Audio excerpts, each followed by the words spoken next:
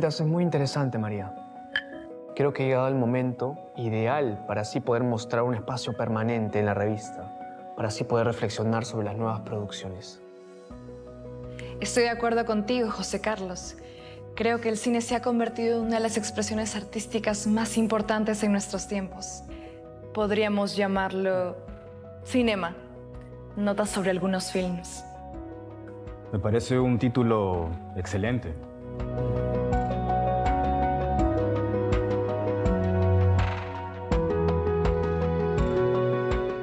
En este rincón de la casa de José Carlos Mariátegui, el pensador solía recibir a ilustres invitados y amigos, muchos de los cuales colaboraban con él en la revista Amauta. Y en estas reuniones, Mariátegui pudo establecer redes con intelectuales peruanos y también con intelectuales del extranjero. Algunos de ellos notables, ensayistas, artistas y hasta pioneras de la crítica cinematográfica como María Vice. En este episodio vamos a revisar los debates, artículos y el impacto enorme que tuvo la revista Amauta en la historia política y cultural del país. Sin lugar a dudas, una de las revistas más importantes de Latinoamérica en ese sentido. Y la historia de la revista Amauta sucedió en el Perú.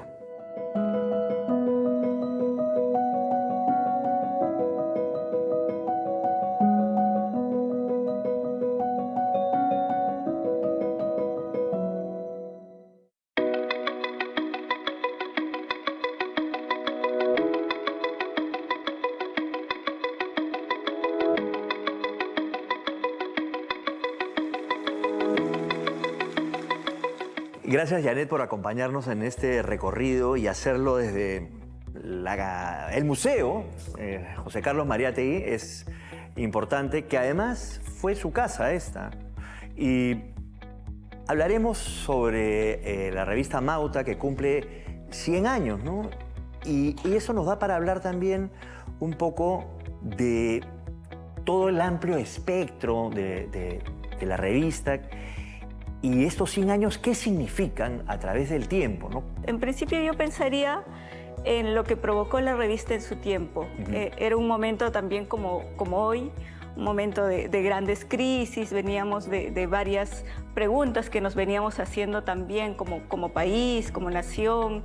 Y en ese sentido, cuando Mariátegui inaugura la revista, pues no solo intenta responder los problemas de su tiempo, sino que además lo hace convocando a una confluencia de voces de distintos espacios, de distintos oficios, ¿no? Maestros, obreros, intelectuales, estudiantes, se ven convocados por la revista para juntos, desde una voz plural, con sus diferencias, tratar de responder a estos problemas. No se puede hablar de Amauta sin hablar de José Carlos Mariátegui. El famoso pensador peruano nació en 1894 y, pese a no pasar por la universidad, desarrolló una destacada carrera periodística. Empezó muy joven. A los 14 años trabajó como asistente de tipógrafos y mensajero en el diario La Prensa. Y pocos años después ya escribía en periódicos como El Turf, El Tiempo, La Prensa o Lulú, muchas veces bajo el seudónimo de Juan Croniqueur. En 1919 fundó, junto con César Falcón, el diario La Razón, cuya línea editorial resultó incómoda para el gobierno de Augusto B. Leguía. Por ello, el diario fue clausurado y Mariátegui fue enviado a Europa como agente de propaganda, en lo que muchos estudiosos consideran una deportación encubierta.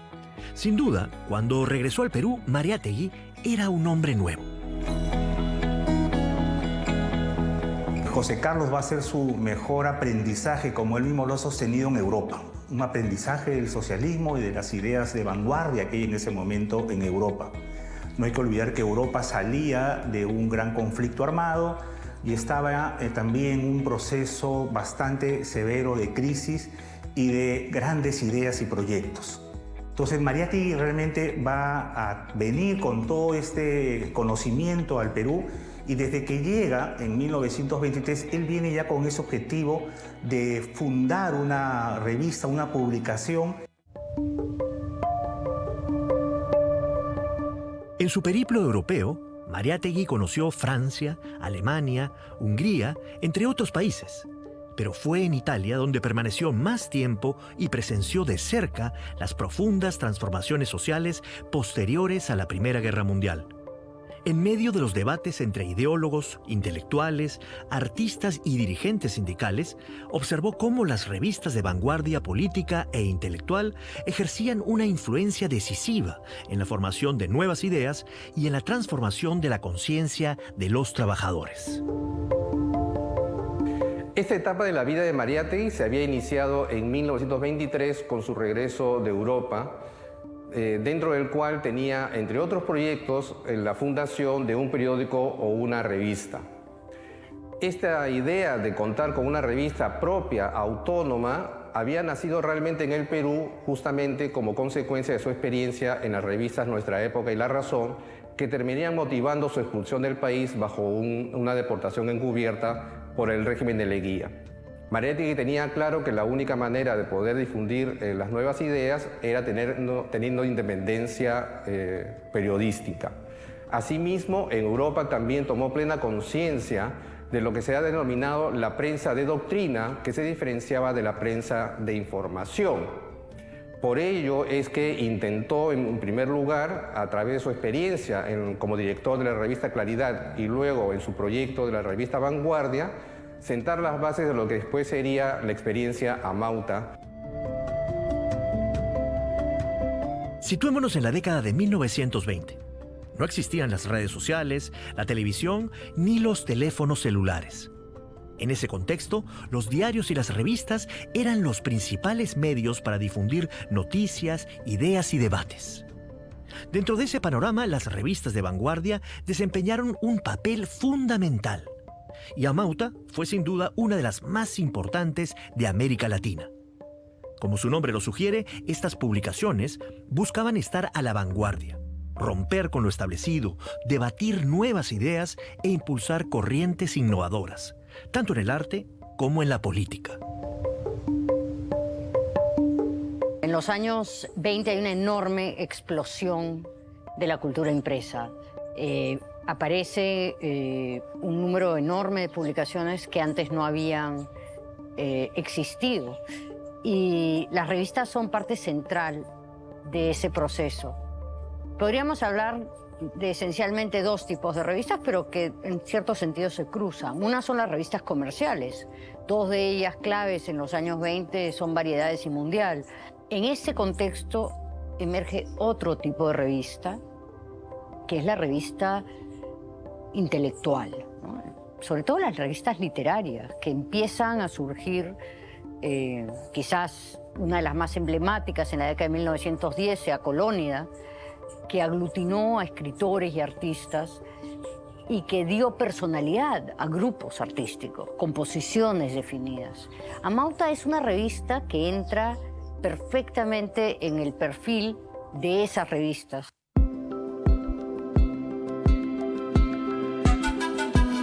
Mariátegui regresó al Perú en 1923, decidido a emprender nuevos proyectos editoriales. Desde su llegada comenzó a colaborar con diversas revistas nacionales, sentando las bases de lo que sería Amauta. El tema, por ejemplo, de Amauta como un proyecto más sólido, un proyecto mucho más totalizante, de su proyecto, digamos, de lo que él piensa acerca de la sociedad, etcétera, del Perú, es mucho más, digamos, ya maduro.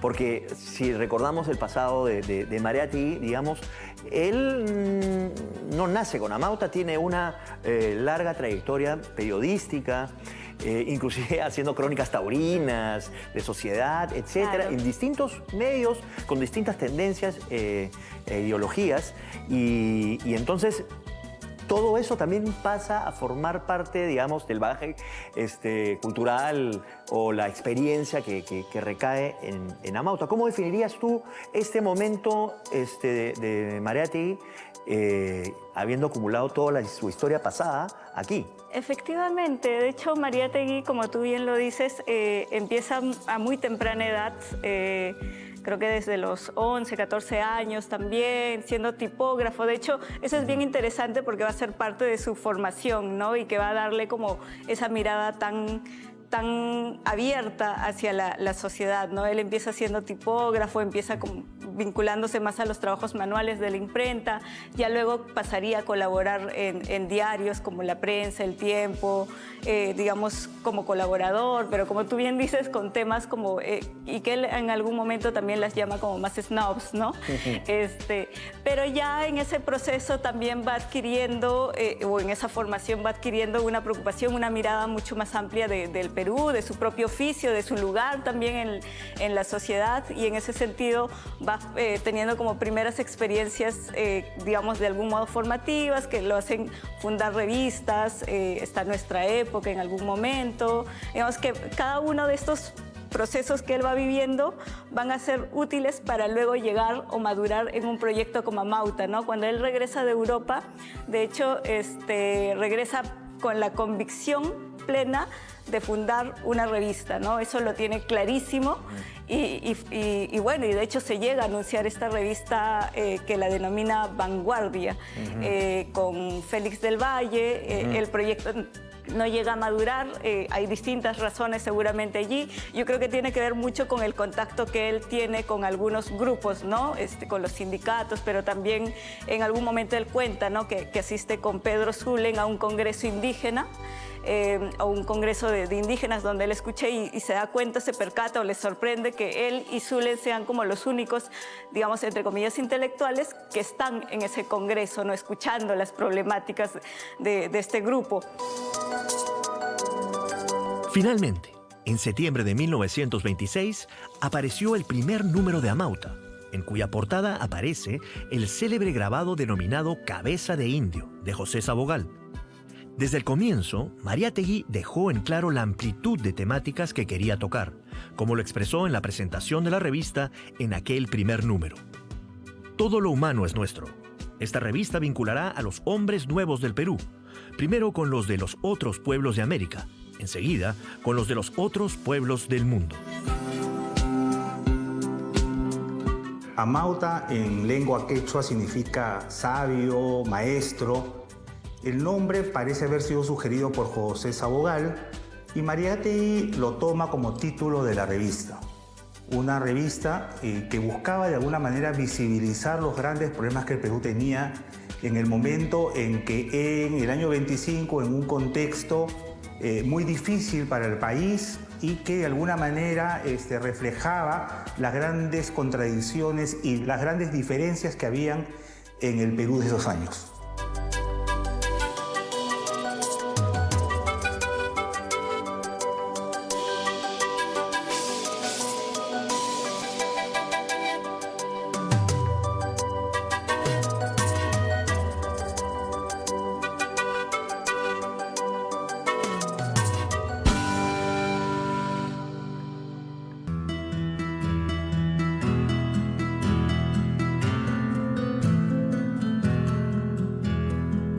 Amauta se imprimía en 2 ediciones, una en papel periódico y otra, de aproximadamente 100 ejemplares, en papel de alta calidad. Los primeros 16 números se vendieron a 40 céntimos y del número 17 al 32 el precio aumentó a 60 céntimos. En ese sentido, Mariátegui quería difundir justamente las ideas, los debates y sobre todo los planteamientos de los principales movimientos de transformación política, social y cultural a nivel mundial. Es por ello que va a difundir, por ejemplo, el expresionismo alemán, el realismo proletario ruso y otras corrientes de vanguardia en el Perú. En el caso peruano, justamente, expresión de estas movilizaciones culturales va a ser la emergencia del indigenismo, que se va a incorporar a la revista Mauta desde su título. La importancia de la cultura en Mariátegui está estrechamente vinculado a su interés por la política. No consideraba que la política y la cultura fueran espacios separados, sino más bien que se alimentaban mutuamente.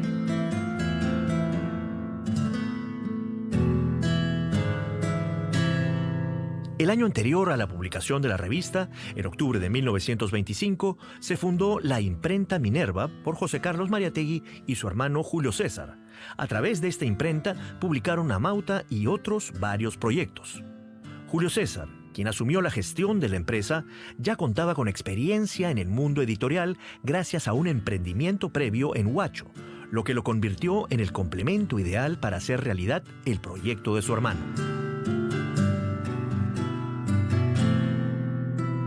Sin embargo, como también ocurre con la mayoría de los peruanos que también han establecido su pequeña empresa, esto no significó que fuera una empresa muy estable. Justamente siempre tuvieron graves problemas económicos, dependían mucho de la producción de libros, de cuadernos y de útiles de escritorio que realizaba Minerva, y Amauta, para poder resolver estos problemas, la revista Mauta lo que hizo fue establecer un sistema de accionariado difundido que se vendieron principalmente entre las organizaciones sindicales, campesinas, de profesores y de otros grupos sociales que colaboraron con esta compra de acciones. Los reportes de la revista que se publicaron regularmente muestran justamente esas dificultades económicas.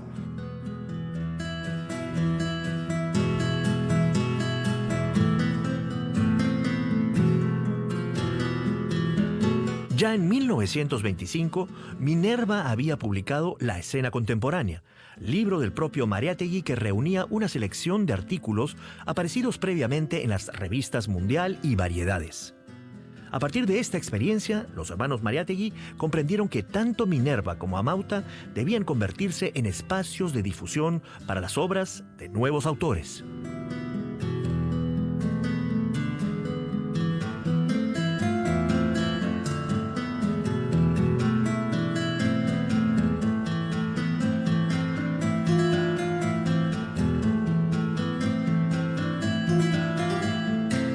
En marzo de 1925, Julio César Mariátegui, hermano de José Carlos, pudo adquirir una moderna máquina tipográfica de entintado cilíndrico en la compañía Nebbiolo de Turín, Italia.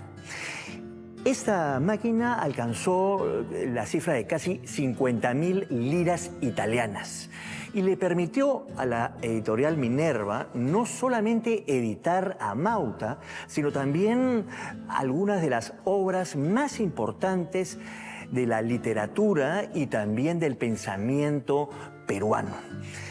Aquí se imprimieron, por ejemplo, obras importantes como Tempestad en los Andes de Valcárcel o 5 metros de poemas de Carlos Oquendo de Amat y hasta la misma obra de José Carlos Mariátegui, 7 ensayos de interpretación de la realidad peruana.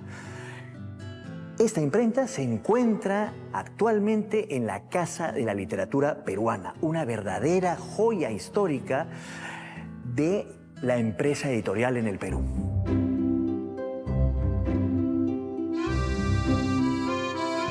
La primera etapa de Amauta abarca desde su fundación en 1926 hasta su 9º número en junio de 1927, cuando el gobierno la clausuró tras acusarla de promover un complot comunista. En este periodo convivieron el arte y el debate político, una orientación que se profundizaría más adelante, y colaboraron destacados intelectuales locales como Luis Eduardo Valcárcel, Luis Alberto Sánchez o Jorge Basadre, además de figuras internacionales como Sigmund Freud, traducido por primera vez al castellano en el primer número de la revista. Amauta no surgió en el vacío. En gran medida fue la respuesta a una serie de transformaciones políticas, sociales y culturales que atravesaban el mundo en aquellos años. Como consecuencia de la Primera Guerra Mundial, se produjo una crisis civilizatoria en Europa que tuvo consecuencias también de carácter política y culturales. En el caso del Perú, la llegada masiva de capitales extranjeros, particularmente norteamericanos, en diversos sectores primarios exportadores de nuestra economía, produjo la emergencia del naciente proletariado peruano, así como también una gran movilización del campesinado en la Sierra del Perú. También se produjo una expansión de las clases medias urbanas, particularmente en Lima y en provincias.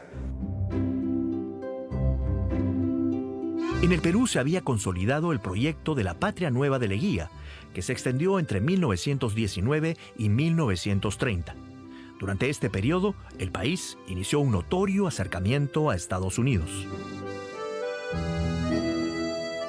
La movilización campesina trajo también como consecuencia el debate sobre el problema nacional en el Perú y sobre la incorporación de los indígenas a la vida nacional, que se expresó sobre todo en el indigenismo.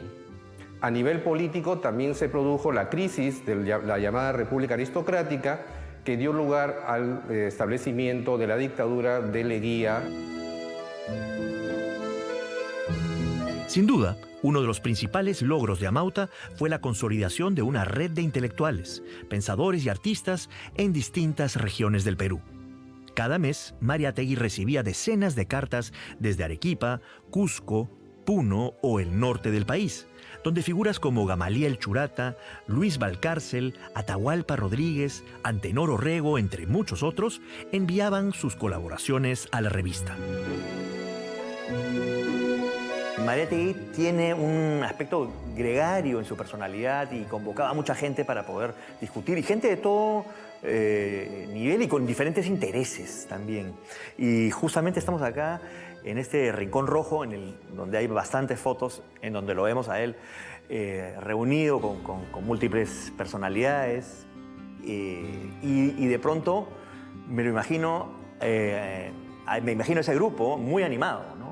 Y este tema de redes, ¿a quiénes convocaba? Si bien es en esta casa, en este espacio donde él recibe a mucha gente que vive acá en Lima o que está de paso por Lima, creo que algo bien interesante de ahora, de las nuevas investigaciones, es que gracias al archivo Mariátegui, que conserva pues toda la correspondencia, y además de estas investigaciones que, digamos, miran las condiciones materiales que movilizan esos tiempos, podemos encontrar que con Mariátegui pues conversaba, dialogaba gente no solo que habitaba esta ciudad, sino que además que venían de otras regiones o que habitaban otras regiones, ¿no? Es el caso, no sé, de Gamaliel Churata en Puno, por ejemplo, los hermanos Peralta, que tienen un proyecto editorial equiparable de algún modo a Mauta, que es el Boletín Titicaca, ¿no? Este grupo que congregaba este grupo que se llamó el Grupo Orcopata, que mantenían comunicación directa con Mariátegui a través de las cartas, ¿no? Sin conocerse incluso, no había necesidad de encontrarse. Aún más importante fue que Amauta logró tender puentes con intelectuales de Chile, Argentina, México e incluso Europa, con quienes mantuvo un constante intercambio epistolar. Gracias a colaboraciones de figuras como el escritor francés Henri Barbusse, el ensayista estadounidense Waldo Frank, el argentino Alfredo Palacios, primer parlamentario socialista de América, o el filósofo español Miguel de Unamuno, así como otras mentes brillantes de la época. Y en ese sentido provocaba la discusión y la colaboración continua con intelectuales de Bolivia, de Cuba, de México, de Argentina, de Chile, ¿no? Entonces, en México tiene pues una correspondencia muy nutrida, pero también proyectos compartidos con personajes como Emilio Petoruti, o el mismo José Malanga, que además hizo toda una gira por el sur, que llega acá, o en Cuba con Carlos García Monge, con el repertorio americano. También buscaba eso, generar diálogos con proyectos editoriales pares. Hay un caso que sí me gustaría relevar en Amauta, es la participación de dos intelectuales judíos, de Miguel Adler y Noemí Milstein, jóvenes que habían venido exiliados de Rumania al Perú, y Mariátegui vivía en una casa que alquilaba un señor Bauer, también judío. Esta pareja de judíos colaboraron en Amauta, traduciendo muchos de los artículos que Mariátegui publicaría en las páginas de la revista. Y serían un nexo con pensadores importantes, judíos, alemanes, judíos, para la revista Amauta. Muchas de las traducciones que vemos en Amauta serían hechas por la pareja Miguel Albert, Noemí Milstein. Además, ambos publicarían en el 29 una revista que no se le ha atendido mucho, que es Repertorio Hebreo.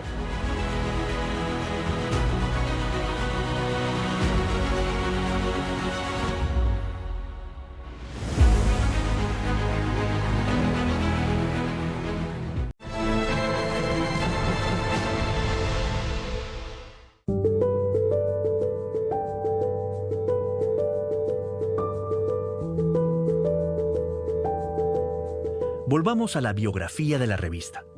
Tras permanecer 6 meses clausurada y con Mariátegui recluido en el hospital de San Bartolomé, Amauta reapareció en diciembre de 1927 con su número 10. Esta segunda etapa se prolongó hasta la muerte de Mariátegui y estuvo marcada por una mayor consolidación editorial. Dio espacio a obras como La Casa de Cartón de Martín Adán y se fortaleció su financiamiento gracias a la creación, en 1928, de la sociedad editora Amauta. La segunda etapa, creo que ya José Carlos mismo la define, es una etapa, digamos, mucho más política, en la que hay temas, por ejemplo, relacionados con el antiimperialismo, con temas concretos sobre, por ejemplo, socialismo. Entonces ya es una revista con una definición y una línea política muy clara. Esto va a ocurrir desde el 27 hasta el año 30 que él muere, y también van a tener colaboradores, César Vallejo, también va a estar gente, Magda Portal, la misma participación de Víctor Raúl Valle de la Torre. Entonces hay como que un elemento, un componente mucho más político, ¿no? Sin dejar la parte cultural. Sin duda, uno de los elementos que hacía más atractiva a Amauta eran sus debates. En sus páginas se discutían temas como el imperialismo, la reforma universitaria, el problema educativo o las distintas corrientes políticas. Son recordados, por ejemplo, los intercambios entre Mariátegui y Luis Alberto Sánchez en los primeros números de la revista, así como la publicación de la editorial Aniversario y Balance en el número 17, al cumplirse 2 años de Amauta. Para muchos especialistas, este texto da cuenta de la ruptura de Mariátegui con el proyecto político de Víctor Raúl Haya de la Torre y reafirma su carácter socialista. La presencia de Haya de la Torre, como la de otros exiliados peruanos como consecuencia de la expulsión por la dictadura de Leguía, que se encontraban en diversos países de América Latina y de Europa, fue la de colaborador. Fue una colaboración muy importante porque justamente se debatían, entre otros temas, el problema del imperialismo, la integración latinoamericana y el papel social de los indígenas y las clases medias en la transformación revolucionaria. Sin embargo, solamente llegó a colaborar con 6 números, entre el número 2 y el número 12, que es justamente el último número, el de febrero del año 28, cuando se produce la ruptura entre Haya y Mariátegui. Sin embargo, muchos colaboradores como Luis Alberto Sánchez, Magda Portal, Serafín del Mar, Antenor Orrego, Óscar Herrera, que posteriormente en los años 30 se integraron al Partido Aprista Peruano, siguieron siendo colaboradores de la revista hasta sus números finales, lo cual significa que la ruptura con Haya no significó una especie de sectarización o de separación de aquellos colaboradores que apoyaron posteriormente al Partido Aprista.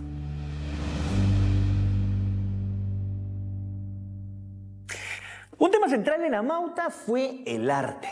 La revista se distinguió principalmente por darle un lugar al arte indigenista a través de artículos, debates y su propuesta gráfica.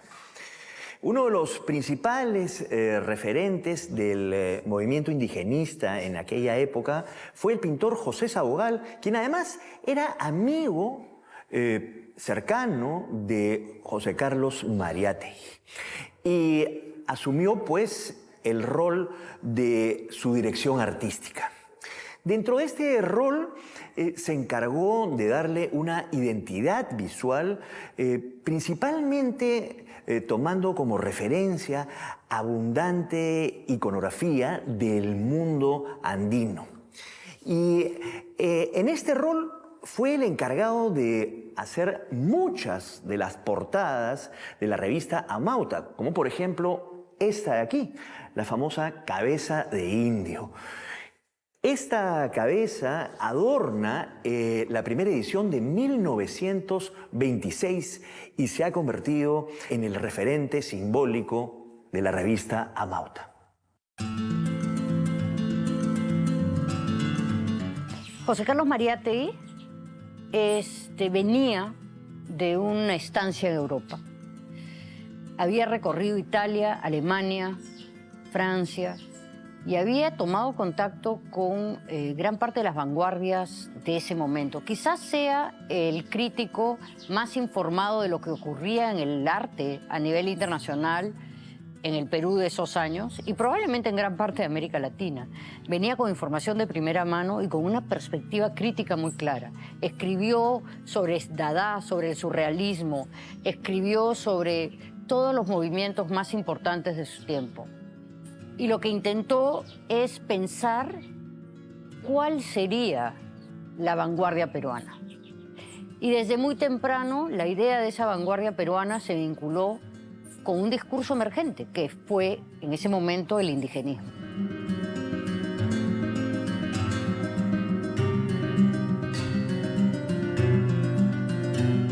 En Amauta, el arte también era parte de la vanguardia. Se buscaba integrarlo a la sociedad y darle un sentido político. Y aunque la revista nunca fue una publicación cerrada y siempre estuvo abierta al debate, es innegable que puso especial énfasis en la difusión del arte indigenista. Es muy interesante cómo le llegan a través de corresponsales peruanos, sobre todo, que se encontraban en Buenos Aires o en la Ciudad de México, le van llegando noticias de lo que está sucediendo en América Latina. Uno de los casos más importantes y que Mariátegui va a poner al centro de la revista es el caso del muralismo mexicano. Diego Rivera va a tener un lugar central en ese programa, pero también otras iniciativas como por ejemplo la promoción de las escuelas de pintura al aire libre, que tienen un lugar central en Amauta, los murales por supuesto, pero también el trabajo de artistas considerados indígenas, autodidactas, que van a representar un nuevo modelo para el arte de ese periodo. El indigenismo estuvo presente durante toda la historia de Amauta.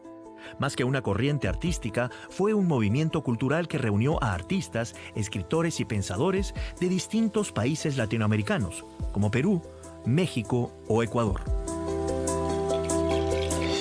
El indigenismo es un proyecto de reivindicación social, política de las comunidades indígenas, de las poblaciones más relegadas y olvidadas, pero es también a la vez un proyecto de reivindicación cultural y se convierte en el eje de un discurso nacionalista que va a ser muy potente a partir de los años 20. Es decir, ¿dónde se ubica la base de lo que podría considerarse una identidad peruana? Los intelectuales de los años 20 responden claramente que esa identidad debe fundarse en la cultura indígena, en el pasado precolombino. En los 7 ensayos de interpretación de la realidad peruana, la obra cumbre de José Carlos Mariátegui, quedó clara la importancia de la literatura en la construcción cultural y el cambio social del Perú. Esa misma visión se reflejó en Amauta, donde escritores, escritoras y la crítica literaria ocuparon un lugar central. ¿Qué es lo que dentro de Amauta podemos encontrar acerca de literatura per se? Yo creo que ahí es también donde se ve esta pluralidad de la revista, ¿no? Podemos encontrar publicaciones como los poemas de Eguren, hasta novelas como, bueno, adelantos de la novela La Casa de Cartón de Martín Adán. Entonces hay harta poesía, harta narrativa, publicándose al mismo tiempo, pero al mismo tiempo podemos ubicar la crítica literaria, que está pensando no solo en las obras que se publican, sino cómo están vinculándose estas obras con ese tiempo, ¿no? Hay todo un debate que se recoge, hay varios debates que están siendo parte de la revista y una de ellas tiene que ver precisamente con la vanguardia, ¿no? Y esto de lo que se hablaba como el arte nuevo, ¿no? ¿Qué significaba el arte nuevo? Ahí, por ejemplo, está este famoso artículo de Magda Portal, en donde habla, ¿no?, del arte nuevo, que además está más vinculado, o bueno, se está discutiendo. El mismo Mariátegui también aporta esa discusión sobre qué es este arte nuevo, vanguardista, que no solo,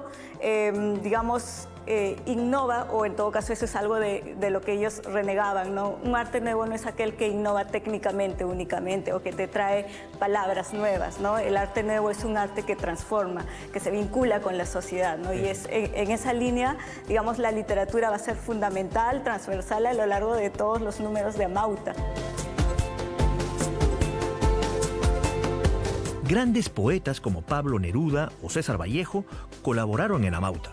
No obstante, Mariátegui sentía una especial admiración por la obra de José María Eguren, a quien incluso se le dedicó el número 21 de la revista.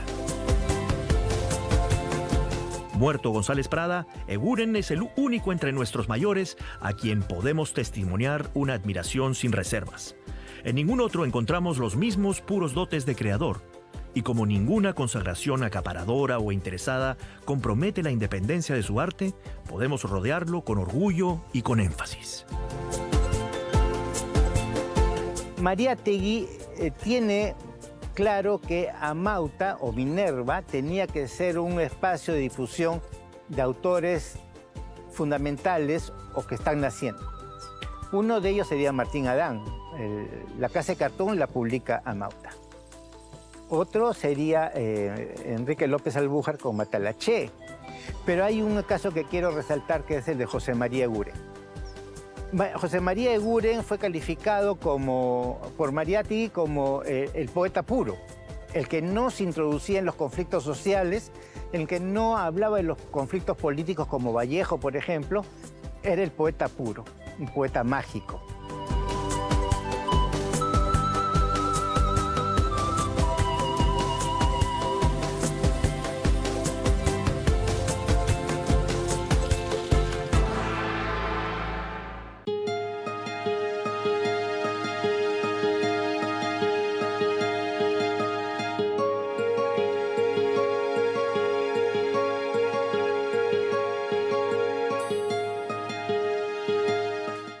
Hijita, una revista que trajo papá esta mañana. Ahora exigía medias limpias y menú variado todos los días. Y en cuanto a camisas, era más tirano que Mussolini, porque este se conforma con su camisa negra. Amauta también fue pionera en abrir su revista a numerosas mujeres y darles un lugar importante en el debate intelectual de la época.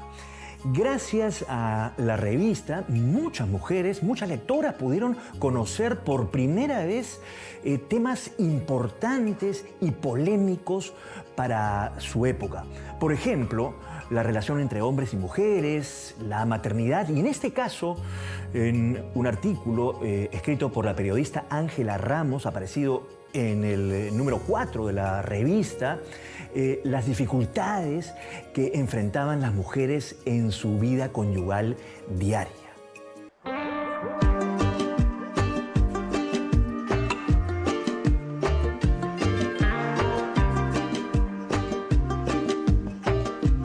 son numerosas las mujeres que podemos identificar, peruanas y también del extranjero que participaron en la revista, ¿no? Están los artículos de Gabriela Mistral sobre educación, su poesía también, pero también si miramos hacia este lado podemos identificar a personajes como la misma Magda Portal desde la literatura, pero también desde los ensayos, los manifiestos, ¿no? Aportando a los debates que Amauta estaba convocando, pero también, no sé, personajes como la misma María Vice, que hacía crítica literaria, crítica de cine, crítica de música también, ¿no? Entonces, una de las figuras más interesantes que hay también y que recientemente se está investigando más, ¿no? Pienso en una figura que a mí me pareció bien interesante, que es Dora Mayer. Una figura clave es Julia Codicido, quien actualmente tiene una retrospectiva importante en el Museo de Arte de Lima. Julia Codicido era alumna de José Sabogal en la Escuela Nacional de Bellas Artes y muchas de sus obras tempranas fueron reproducidas en Amauta. No solo eso, ella fue quien dirigió Amauta en un periodo de cerca de un año en que Sabogal se encuentra ausente en un viaje a Buenos Aires. José Carlos Mariátegui va a promover y apoyar a Julia Codicido. Y es interesante que Julia Codicido además se alimenta de todo lo que Mariátegui introduce a la escena artística limeña, que hasta entonces había sido muy cerrada y que no había tenido acceso a mucha información acerca de lo que se producía en la vanguardia internacional. Y la obra de Codicido de los 20 traza una evolución muy clara de una pintura más bien académica a una pintura que busca explorar los lenguajes formales, que es mucho más atrevida y mucho más moderna.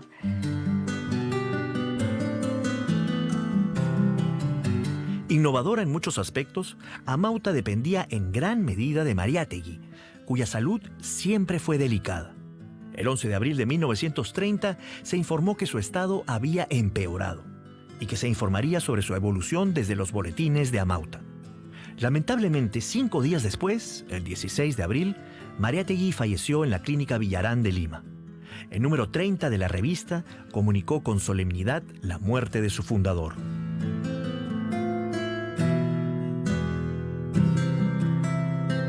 Esta última etapa de la revista Amauta, sobre todo los 3 últimos números, se nota la ausencia de José Carlos Mariátegui. Sin embargo, también hay que rescatar el esfuerzo que hacen sus seguidores por mantener la revista. Obviamente ya está en el panorama la formación del Partido Comunista que se hace después de la muerte de Mariátegui y empieza este proceso un poco más duro políticamente.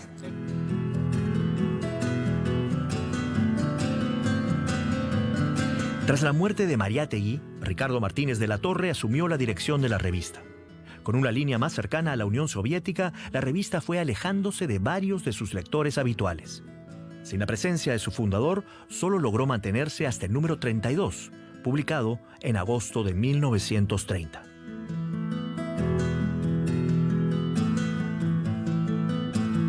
Existen 3 razones principales por las cuales la revista Amauta dejó de publicarse. La primera de ellas fue la propia muerte de Mariátegui, que era el principal articulador del proyecto.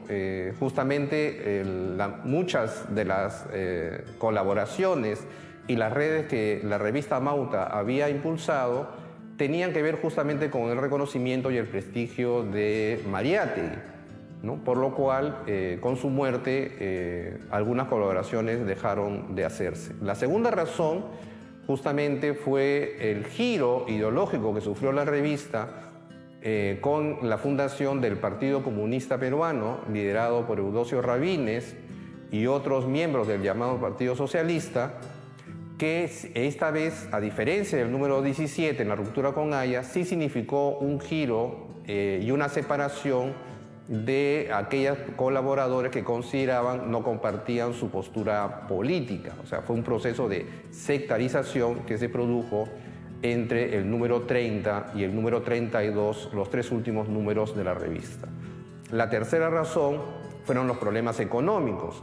A fines de 1929 se había iniciado la crisis capitalista mundial que tendría impacto en el Perú en el año 30 y produciría problemas económicos. Un siglo después de su nacimiento, Amauta sigue siendo considerada por muchos una de las revistas más importantes de la historia editorial peruana. Mariátegui vivió un tiempo privilegiado del Perú, donde los autores, las reflexiones, las obras surgían abundantemente y constituían un clima de debate muy inteligente y muy propicio. Creo que hay que recuperar ese mensaje de Amauta y de Mariátegui y tratar los temas nacionales y políticos desde también la academia del pensamiento y de la reflexión más profunda.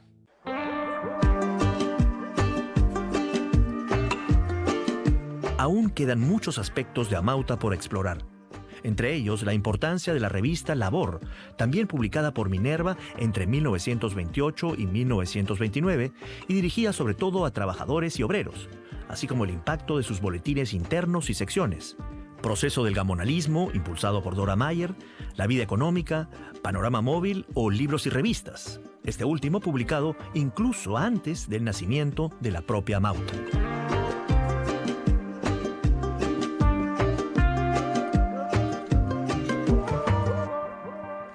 Para darle un cierre a este aniversario, este centenario, justamente, ¿qué es lo relevante de Amauta transcurrido estos 100 años? Hay nuevos pensamientos, nuevas ideas. Convocar a todo este movimiento intelectual, un momento germinal que hoy en día todavía va convocando a distintas figuras a lo largo del tiempo para de algún modo pensarse en su momento y desde ahí recoger las problemáticas de su tiempo y desde sus propias voces, aportes, también discutirlas, ¿no? Entonces, yo creo que en estos 100 años que han pasado ha habido distintos proyectos editoriales que han buscado replicar esta iniciativa. Más allá de que se haya logrado o no hayan tenido influencia, yo creo que es eso, ¿no? Es la piedrita o el fruto que dejó caer Mariátegui y que todavía hoy en día queremos seguir cosechando, y yo creo que eso, volver en estos 100 años a la revista, de todas maneras a cada uno de nosotros nos va a convocar de algún modo.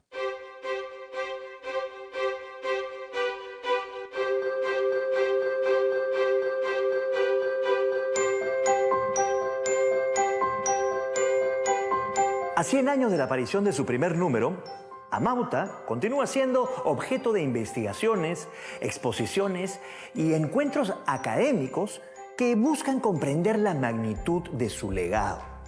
Su capacidad para articular diversas voces e ideas en torno a un proyecto de transformación social, dar espacio a nuevas perspectivas, incluidas las voces femeninas, y construir redes intelectuales que trascendieron las fronteras nacionales, la convierten en una publicación fundamental de la historia cultural peruana y latinoamericana.